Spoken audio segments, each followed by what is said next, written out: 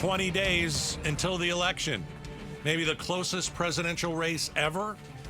I mean, if you look at it, even 2000 wasn't this close at this point. So we are in for one heck of a Tuesday. 20 days until we vote. Welcome to the War Room. Let's get to our panel. Barry Markson, KTAR legal analyst, is here. Barry, good to have you. Thank you, Gaydos. All right. Gayle Bass, and TV. Mike's on there. There you go. Gayle Bass, Very TV, professional. radio, film personality. Gayle, nice to have you with us. I'm not waiting 20 days to vote. Well, good. As soon as I get my ballot, which I Right. haven't yet, I'll Right. be voting. All right. Sal DiCiccio is joining us, former Phoenix City councilman. You're a Trump supporter, right? I am, Gaydos. All right. Sal, good to see you. Thanks for coming in. You betcha. Let me tell you, read you a quote. You guys know who Mark Halperin is? Yes. Yes. Okay. He is a political journalist, for those out there who don't know. He's a pollster. You know, he's been obviously very close. He's talking to both sides. He's trying to get the inside scoop. Here's what he's predicting. He's predicting there will be the biggest mental health crisis in American history if Trump wins. He says Democrats are going to resort to violence. I'll give you the quote. I think it will cause, if Trump wins, I think it will cause the biggest mental health crisis in the history of America. And I don't think it will be a passing thing that by the inauguration, everything will be fine. I mean, let's look into our crystal balls here. Let's just say that Trump does win. Does Halperin have a point? Well, go ahead, Gail. No, you go first. Sal, what do you okay, think? well, way I too say polite for the war room. All right, okay. No, absolutely. I don't think people forget what happened in 2016. I was there for the inauguration of President Trump in 2016, and it completely got lost in all of the news. They had individuals blocking off streets, attacking individuals. A friend of mine had his tooth punched out by an individual who ran by him. Really? They had cars on fire. Yeah, all these things Wow. were happening back in 2016 when President Trump won. Everyone forgot about that. It was total. There were riots on the streets that were going on. I saw it all. This is in D.C.? In D.C. I couldn't even get to go use a restroom. They blocked it off. Now, the people that were around me were peaceful. They were holding arms in arms. They were locked in. And I'm like, guys, I got to go use the restroom. I'm getting old. You know, got prostate things. But a protest and a riot, those are two different things. Right. Were they both there? They're both there. They were both there. Okay, I mean, we were covering the news. I don't remember hearing about any riots or people being blocked, and that's unfortunate. I was But there. but what we did see on January 6th was the other side, and where people died. And let's not forget that Tiki Torch March, where they said Jews will not replace us, and let us not forget Charlottesville. That was violence perpetrated against people who were on the left. So we cannot say, oh, it's going to happen Gail, again. I think that's what Gaydos or Mark Halperin is saying, though, that whichever side it's on, do you think that's going I to don't happen? think that's what he's saying. I think He thinks No, it's no. on the left. I think he's, No. No. Gosh. Oh, my gosh. No, I didn't say that. I said I saw what happened in 2016, and there was a mental health crisis on the left. There was. Right. Individuals were talking about leaving the country. You don't see too many conservatives saying, I'm going to leave America. You see it on the left where people are talking about, I'm out of here if this guy wins. Yeah, but they're not Halperin- saying that they're leaving because some of them are saying we need to get our guns because there's going to be a war if Kamala wins. And I'm like, you guys didn't say that when Obama won. You didn't say that when Clinton won. Like, what has changed with us that we're saying that there's going to be a civil war if Kamala wins? I mean, I don't understand that. Gail, the world changed. After 2016, President Trump, everything, the left mobilized, everything was turning this direction. It has become more poisonous now than it ever has. Under President Obama, and he was President Obama, is how I refer to him, and so do my children, believe it or not. They refer to everybody properly. So what ended up happening is right after that, it became so polarized. After what? After 15, 16? 2016, Okay. 17 era. The world changed at that point, and that's what you're seeing right now. You're seeing a lot of poison. You're seeing everyone's a liar. Everyone's a threat to democracy. Everyone's going to, the apocalypse is about to happen. So That's what make everybody's sure. saying. I know. Everybody's Well, saying Yes. the war is going to Everybody. I happen. was both talking to sides. somebody who's saying, we're going to have to get our guns. I was like, I wanted to say Well, for what, but Okay. I thought, you know what? I don't want All to argue politics with a stranger. We're inside the war room. We've got Barry Markson, Gayle Bass, Sal DiCiccio. Barry, What we're talking about is Mark Halpern is a political journalist, and he's predicting violence. Let me be real specific. Violence from the left if Trump wins. Okay. Yeah. What about if Kamala wins? Do you really think some of these super far right MAGA, and I'm talking about a small portion who could, get violent? If Kamala wins, the other side's not going to be happy either. Look, there's violent people on both sides, right? We have Antifa. We've seen it in Portland and right. Seattle. We've seen some of that, and there's obviously violent people on the right. We've seen that with January 6th and other people. There's militias. There's violent people. There's people who are there looking for it. Charlottesville's another good example. So there's definitely that point. I think it's important to point out though that is a very small percentage of Americans on both sides. So are you going to have people who are looking for fights or are looking to do things that are bad? Yes. Are we going to turn into a civil war and the whole country blow up? I don't think so. I think as long as we maintain the institutions in our country, and this is where I do think January 6th, and it wasn't just January 6th, but Trump has done so much to undermine the institutions in our country, to undermine the FBI and the Department of Justice and the judges, and he wants to undermine everything that holds our country up, and he's had good success. He's had good success. Okay, with it. so let me hit you with that just for a second. And you know what? January 6th is important to me, too, because I sat here and I watched the whole thing happen, and it was one of the darkest days in American history. Nobody cares. I know you do, Barry, but if you look at the polls and if you look at the left, they're telling Kamala, don't talk about this. Nobody cares. Let me tell you what people care about. I'm going to read you a poll. This came out over the weekend. We're inside the war room. Are Biden and Kamala's policies helping or hurting your family? 25% helping, 45% hurting. I saw that, and I have to tell you something. I don't understand it. Okay. There's something where the marketing isn't with everything else. The economy right now is one of the strongest economies this country has ever had. We are the strongest country in the world, and it's not even close. Mm-hmm. Every other wealthy country looks at us and says, "How did you come out of COVID as well as you did?" It's incredible. Our unemployment is as high as it's ever been. Wages are as high as it's ever been. Unemployment's as low as it's ever been. Or as low. Savings is as high as it's ever been. People have the jobs they want. They're making more money than they ever have. And just anecdotally, go on a plane somewhere, go to a hotel, go to a restaurant. They're packed. Everything is busy. So people have jobs. They're working. They're making money. I know rent is up. I know if you don't own a house, it's hard to buy a house right now. But guess what? If you do own a house, you have a ton of equity in your home. You're feeling very good. The stock market has doubled since COVID. Your 401k is doing well. Some people don't do as well. And I say this all the time. No matter what, under Trump, there were a whole bunch of people who weren't doing well then, too, that were living paycheck to paycheck, that were just trying to get by. So, and I'm glad you brought that up. Let me read the other half. It's marketing. I mean, this is ridiculous. Then that's the Democrats' fault that they can't get this point across. Absolutely agree. Okay, so I said, let's see, hurting. I'll read it again. Biden, Kamala policies, helping or hurting your family, 45% hurting, 25% helping. If you go to the other side, did Trump's policies help or hurt your family? 44% helped. 31% hurt. They're looking back on the Trump years. Well, first of all, who did the poll?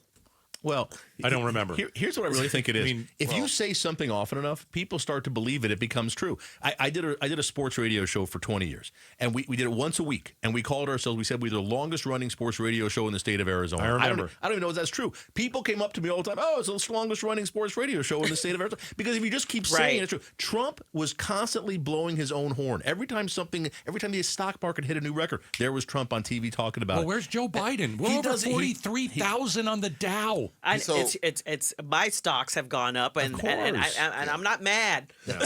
Sal? So what's happening right now, and to Barry's point, the stock market is doing well. The economy is actually starting to pick up right now. What people remember are the price of eggs, the price of gas, the price of all these things that were inflationary at the time. They've all definitely started to come down. Yeah. Okay, well, I'm not going to sit here and make something up that's just not true, because people can see that every day. But the concern that people have, and if you got to remember the last 3.5 years of this administration, we saw an escalation of pricing. We saw that. It did happen. Absolutely. I mean, no one's going to forget that. So just because it's dropping now right before the election, people have long memories on some things. They remember those things that impacted them and their families, throughout. And they're just not going to forget about it. Perfect example, Tom Horn. when Tom Horn left office the first time, there was lots of stuff about that guy and a hit and run and all that. Wasn't that the issue? And all that, he went away for a little while. Hit and run of a car, by the way. He didn't hurt anybody. But Right. yeah. Yeah. But I mean, but let's he be was fair. able to come back Yeah. and win election. People forget. Well, they don't forget, elections erase bad things. Okay, so if you lose an election because of something that occurred and you win the next election, it erases what occurred in the past. Some people just, I think the problem with Kamala right now is people are not going to forget the inflation and the money that they lost, That's and it. have they made a good enough argument that she is not as tied to Biden as some people think. I hear what you're saying. That the other part of the study that you just quoted talked about that if you ask the same people, how are you doing? How are your economics? 65% of them were great, but they don't think their state is doing well. They don't think other people are doing well. So they recognize in their self they're doing well, All right. but they don't think it's doing well over. It's the fear of the past. We're gonna leave it at that. We got 45 minutes left inside the war room. We got a lot of stuff to get to. Sal DiCiccio, we've got Gayle Bass, Barry Markson. When we come back, why is Trump gaining steam with black voters? And why is this true? Black voters, they relate to Donald Trump. One person said that that's exactly true. We're going to play that clip, then we're going to talk about it on the War Room coming up next. All right, El Mirage, thanks for listening to the War Room right here on KTAR. All right, we got Barry Markson, Gayle Bass, Sal DiCiccio. We're inside the War Room. All right, Trump gaining steam with African Americans, and it is black men.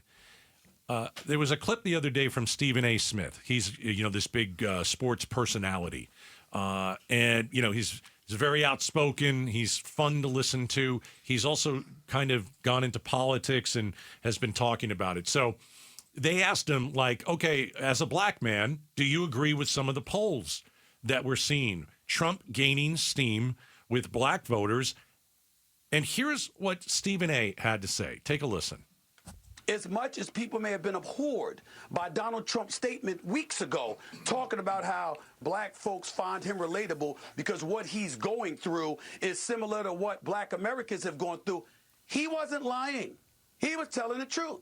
When you see the law enforcement, the court system, and everything else being exercised against him, it is something that black folks throughout this nation can relate to with some of our historic, iconic figures. We've seen that happen throughout society. So no matter what race, what ethnicity you may emanate from, we relate to you when you're suffering like that because we know we have.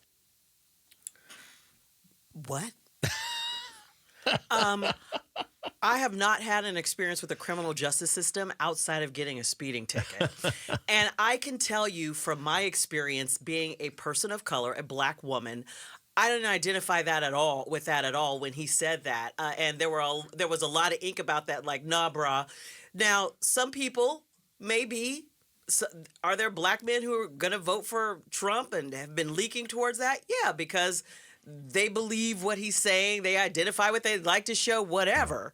But on the whole, I don't see like huge swaths of African Americans voting for that Republican. Being relatable, Trump, black men and Trump I don't think are relatable. Black men have faced racism and prejudice. Donald Trump is a rich white guy, and he's had a lot of indictments, and a lot of that he's brought on himself. Oh, and another thing, I don't expect him to be writing a letter from a New York City jail like Martin Luther King wrote a letter from a Birmingham jail. Like, that man was fighting for civil rights. This man is fighting so he could get tax deductions for billionaires. Completely different. Trump likes to say The charges that he faces are completely different from the issues African American men have in the criminal justice system. Basically, on that story you were talking about earlier with the Phoenix Police Department and their incidences with Phoenix Police. The police are not, he's not saying the same thing that black men are saying when they have issues with the criminal justice system. I think I do wonder, Gaydos, if the polling is more about black men, because it's the same thing with Hispanic men. I think it's just men. I think Trump is doing much better with men. Yes, he is. And really poorly with women. If you look at the latest polling, Trump now is with white women. Trump is the first Republican candidate ever to be polling negatively. In other words, the Democratic candidate for president is getting more white women who say they're going to vote for her than that's never happened before. But he's also doing better with black and Hispanic citizens than anybody since the 60s. Yeah. So what you're starting to see right now is a realignment in the country. You're starting to see the working class move toward Republicans. Republicans in the past used to be the party of big corporations, the wine and cheese guys, the country clubs and all that. And then they've moved from that. I do like wine and cheese. Well, but don't you feel happened, like there should be a change in name? Because the Republicans of yesteryear, the ones that voted to end slavery, are not the same ones that we have today. Well, the ones that are today would probably be fitting in line with those individuals that voted against slavery, the Republicans of today. And when I talk about a realignment, I don't think I'm so. talking about the working class individuals. What President Trump is doing, he's doing something that nobody has ever done before in the Republican Party. And I called this a while back ago. It's the protecting of workers in America at the same time, through the tariffs and others, trying to move companies back into this country, giving them a disincentive to go outside, and at the same time of being a deregulatory type of president. No one's ever done that before. And at the same time, if you see corporate America, they're giving more to Democrats now. And what's happening across the board is that I really believe that there's a realignment happening. The working class and the Republicans are gearing themselves toward the middle class more than they've ever done before in the past. But Sal, and I agree with you that Republicans are certainly Trump. That was his secret, is he went out and found the working class, the people with grievances, and he capitalized on that. But again, facts matter. Trump talked about bringing manufacturing jobs back, didn't do it. It didn't happen under Trump. It did happen under Biden. We've had a huge increase in the number of manufacturing jobs in the United States, not just with COVID, from before COVID. Trump didn't do it. Biden did, but Trump takes credit for stuff.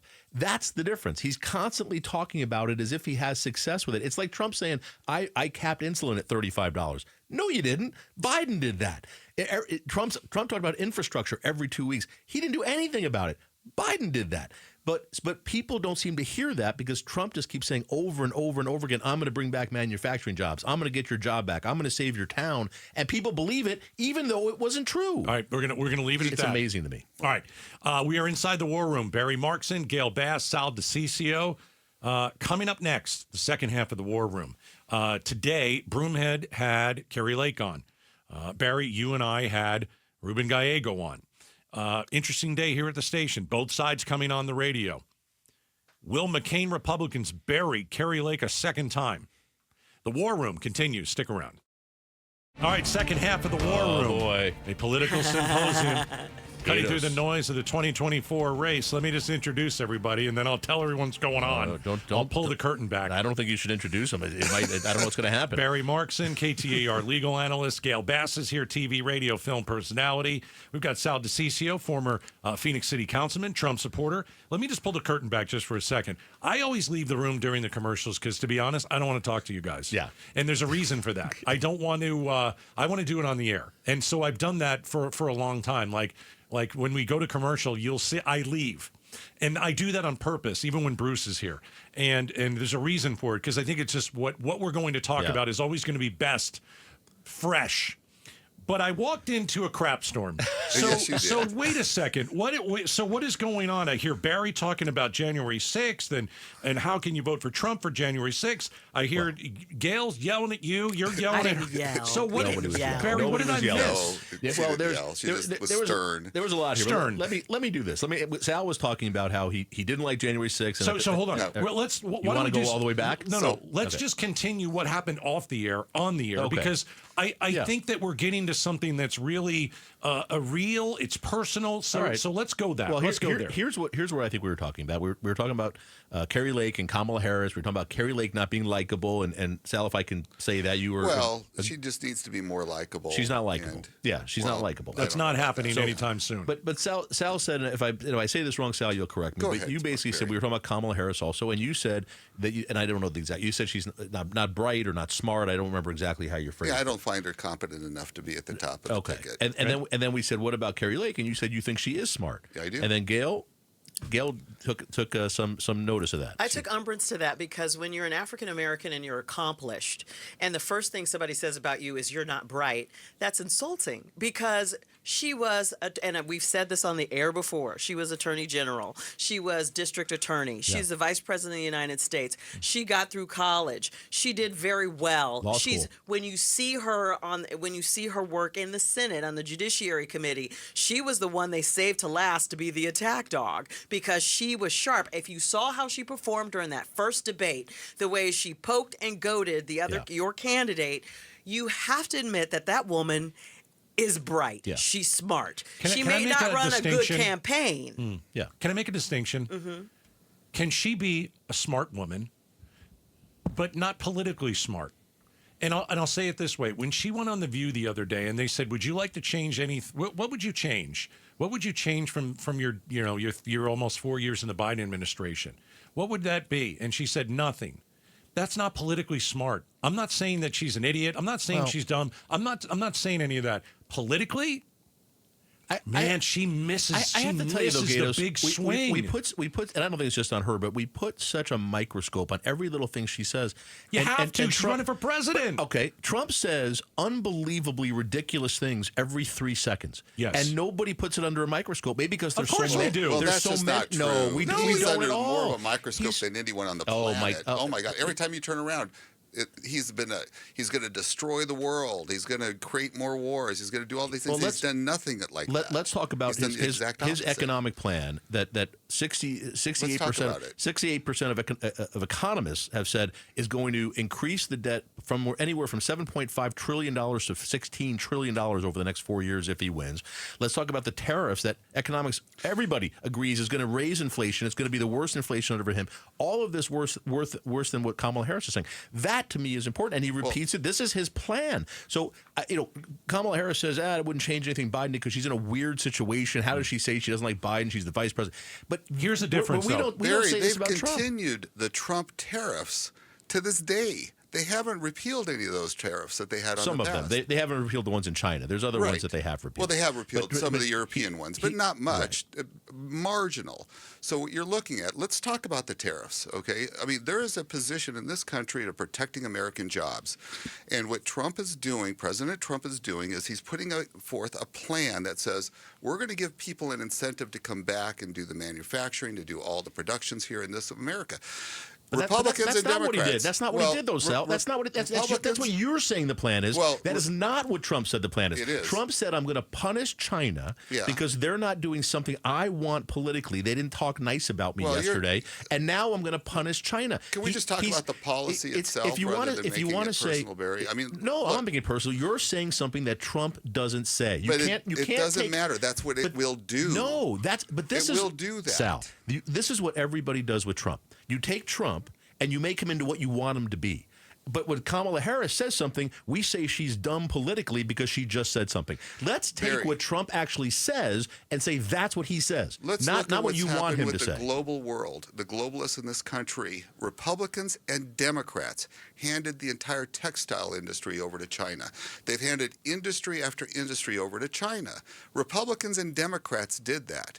There's been a realignment occurring, and it's occurring more and more, where people are starting to wise up to this and realize you can't just sacrifice jobs in this country, passing it on to another country like China. You can't do that So anymore. let me get in here for a second. We're inside the war room. We got Barry and Gayle and Sal, and let's go back to what we kind of started at the beginning. You're not a fan of Kamala, Sal. Okay, Nope. You don't think she's very smart. Okay, Well, I don't said, think her policies are that good, and she did horrible on immigration. Here's the 13 million. Here's the thing, and I'll go to Barry's point. What's not fair is that nothing sticks to Trump, but a little soundbite from The View sticks to Kamala. Right. I don't have the answer for that, Barry. It's blatantly obvious. Donald Trump can go and say he's going to grab women by the pee, and guess what? He won the election. And I've said it. How many times have I said it? How do you get away with that? A court has literally How found, do you get away with it? A court has literally found him liable for sexually assaulting a woman, and everybody just seems okay with So that. let's talk about these courts. What other politician could ever survive it's that? about- Let's talk about this. Democrat prosecutors across the country were rushing, using the judicial system to try to get an indictment before the election. They all said this. They were open about it. So you have an entire prosecutorial... That's not what I'm talking about. I'm talking about a civil lawsuit that was brought by a woman who said that Trump sexually assaulted her in a department store. And it's under appeal. Okay, but a jury of people heard the evidence and unanimously found that he sexually assaulted her.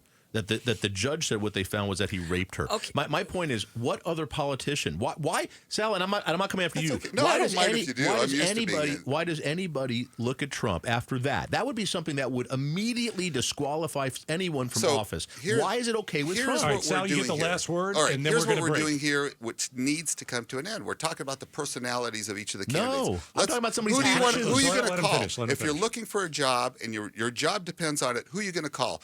Vice President Harris or President Trump?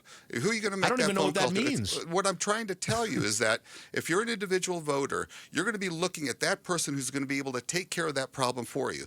If you want to talk about jobs, if you've got your job on the line, are you going to call President Trump or are you going to call Kamala Harris? Who do you trust more? Call? Who do you trust Who do more? you trust more? Right, Kamala. and people I are going to trust decide. anybody but Trump because Trump lies. All right. Trump That's only, fair, that's fine. Trump only cares about Hey, Trump. And it's a here's binary choice, Here's the Barry. silly. Here's the Barry, silly. we got to roll. Oh. We got to go. All right, we we're got to gonna come back, though. We are way over. When we come Sorry, back, Becky Lynn. Hey, let's get into a little bit of the race between Lake and Gallego. Some nasty stuff coming from Lake this morning on KTAR. Gallego had a chance when he was on our show to try and defend himself. The War Room. Stick around. All right, we're inside the War Room. Last segment. We've got Sal DiCiccio, former Phoenix City Councilman, Trump supporter. We've got Gayle Bass, TV, radio, film personality. Barry Markson, KTAR legal analyst. Hey, let's get a little bit to Lake and Gallego, both on the radio station today. Lake with Broomhead, Gallego with us, Barry. All right, so Sal, you know Carrie Lake. I don't know her. I do. Why is she so unpopular? I don't know if it's an unpopular part. I mean, she's very stern when she talks. People still want to see when it comes to women, there's still a different side of it, where if it was a guy, he'd be treated one way. I mean, with her, they just see it as just too hard. And she's not. She's actually a very kind person, a great person, but comes across sometimes, for some people, not as likable that Do you think way. it comes across that way, even knowing her? I do, because what ends up happening is, they want to see the more feminine side come out. I mean, I still believe the smartest politician in Arizona is Kirsten Sinema, by far. I don't think there's anyone even close to her. And if you look at what she did, she is brilliant when she talks. She comes across really well. She's like an incredible strategist. Truly Incredible. bipartisan. Yeah, well, to some level. More so than Not so other much. people. But so what you end up having is, she still came across as very feminine. If you look at her commercials, it was her brother hugging her. I've never forgotten those commercials. It was excellently done. So she knows how to get through to people. Right. Carrie Lake doesn't know how to do that. It's hard to get your message through if they see something that But I think it's Carrie Lake. I don't But think she's a great person. I don't- Carrie Lake is amazing. I don't think she cares about getting through to people. She seems very focused in her what I'll call the MAGA bubble, and just wanting that adoration from those people. She's had so much opportunity to expand that out, to include, forget about Democrats, just to include other Republicans who may be a little bit more moderate, to include some independents who would normally vote Republican. She's had years to figure this out, and she doesn't do it. And I know, Sal, I don't know if you have, but I know Republicans who are supporting Carrie Lake who have said to her, because they've told me they have, you have to do this, and she still can't do it. Well, she's moved a lot with the more moderate Republicans. She has done that. I've watched it happen, and I've been a part of that too. Well, why is she so underperforming Trump then? Because Trump comes here. I mean, you see the polls. She's 10, 15 points underperforming Trump. There have been leaked Republican internal polls that Lake is running way behind Donald Trump statewide. And here's another thing, and it's the question we come back to time and time again. When she said that thing about the McCain voters getting out of the room, She'll never recover. She said that was a joke. Do you think that was a fatal wound that she's not going to come back from? I think it's difficult because what ends up happening is McCain supporters are McCain supporters forever. Okay? I mean, you can say what you want about Senator McCain, but the guy is a war hero and he served his country. Yeah. He was an amazing individual. I mean, he just is. Who's going to win, Sal? The Senate race? Yeah. I think Carrie Lake might end up pulling this thing You think off. she can pull it off I late? think it's going to be you've got somebody who's spending $60 million versus $25 million, right?